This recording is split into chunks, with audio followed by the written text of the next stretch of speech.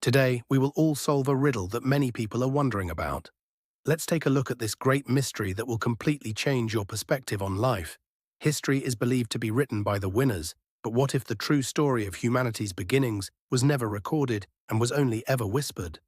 Within myth and stone, beneath the sands of past civilizations, lies a truth so old and profound that it might destroy everything we know about ourselves. What if our ancestors didn't only gaze to the stars for direction, but really came from them?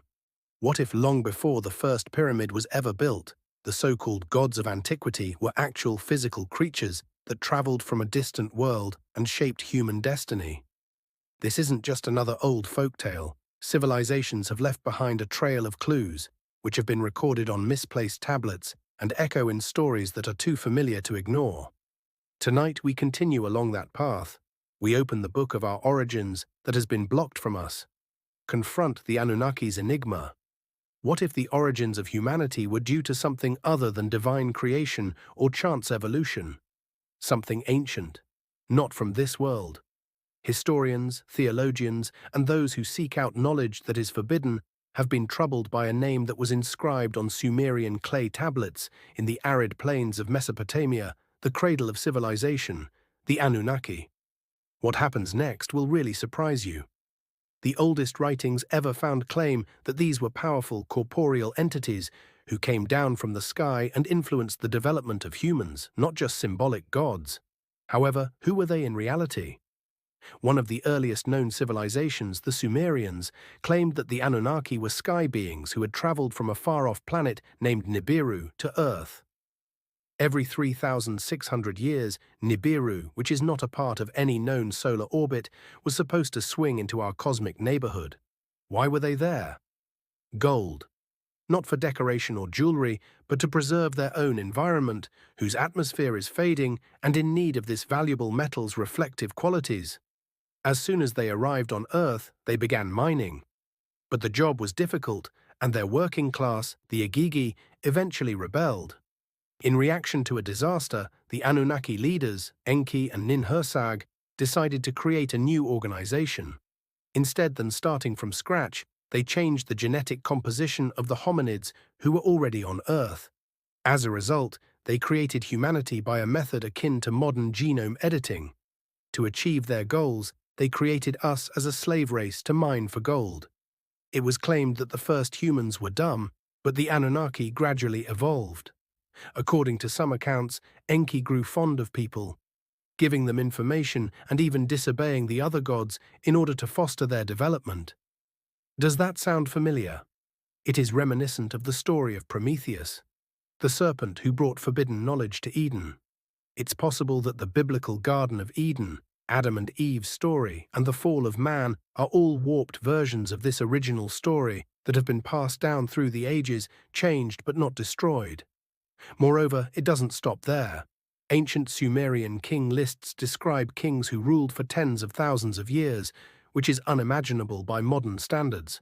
But what if they were not exaggerations, but true descriptions of the lifespans of the Anunnaki people? These animals divided areas among themselves, dominated the early world, and left behind monuments and stories that archaeologists now find incomprehensible. They were also said to possess technology, an unimaginable lifespan, and perhaps even the capacity to go to space. Mesopotamian art is replete with its symbolism and images, such as winged discs, horned helmets, and creatures holding enigmatic purses. Inexplicably, the ruins of Göbekli Tepe, Egypt, and ancient Mesoamerica also contain these similar themes.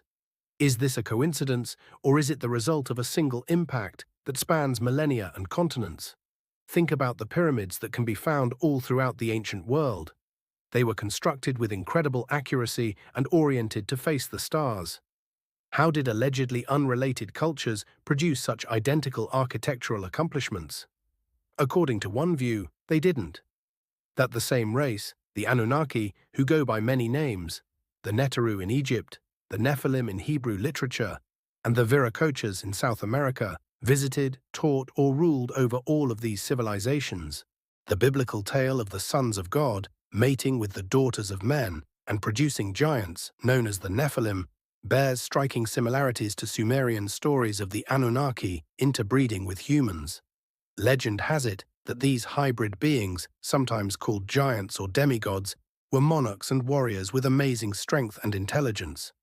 Furthermore, the Book of Enoch, an ancient Hebrew text that is not found in the Bible, tells the story of how these beings landed on Mount Hermon and imparted knowledge to humans about astrology, metallurgy, enchantments and warfare, prohibited information and risky gifts, and because of their transgressions, they were put down, erased. However, rumors of their existence persist to this day. One of the most contentious scholars of ancient astronaut hypothesis, Zecharia Sitchin, translated and analyzed Sumerian literature for decades. Despite receiving harsh criticism from scholars, his works offer a message that millions of people may relate to. We weren't born alone, that the people that visited us were our gods, that there has been censorship and manipulation of our past. However, why? Why are governments and religious organizations still so hesitant to thoroughly examine these books if they are entirely fiction and fantasy? Despite the remarkable consistency and detail discovered in ancient texts, why do Orthodox scholars reject the Anunnaki as little more than myth? Is it anxiety? Or something more strategic, a wish to hide things from us? What if the stories were true, not literally, but metaphorically? What if, instead of being gods or aliens, the Anunnaki were interdimensional beings or the remnants of a highly advanced civilization that had disappeared into thin air? What if our myths are confused memories of a past time, maintained in dreams, symbols, and religious texts? What if they're still working on us? There are others who believe Nibiru will return, a new cycle will begin, that our creators or overlords are watching, looking down from above. Ultimately, there is more to the enigma of the Anunnaki than merely forgotten gods or ancient aliens. It has to do with identity, where we're from, who created us, and the reason. What was buried in the past, rather than what occurred in the future, may be the biggest cover-up in human history. Perhaps the Anunnaki are extinct, or perhaps they never left. In any case, the question still echoes through time, etched into old stone and disregarded by contemporary history.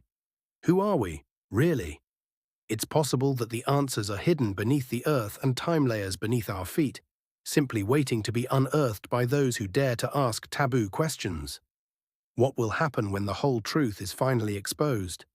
Will it free us, or will it obliterate everything we thought we knew about our place in the universe? The Anunnaki mythos is more than just a tale of gods and mankind. The cosmic riddle that we are only now beginning to solve, our forgotten beginnings, and our darkest fears are all reflected in this mirror that is held up to humanity. Their footsteps still reverberate in the vast solitude of the past if you can hear them. I am very curious about your views on this subject. Leave your comment below so we can brainstorm together. Don't forget to subscribe and turn on your notifications for more interesting topics. Until next time, continue uncovering the hidden secrets of stories with Whispers in the Dark.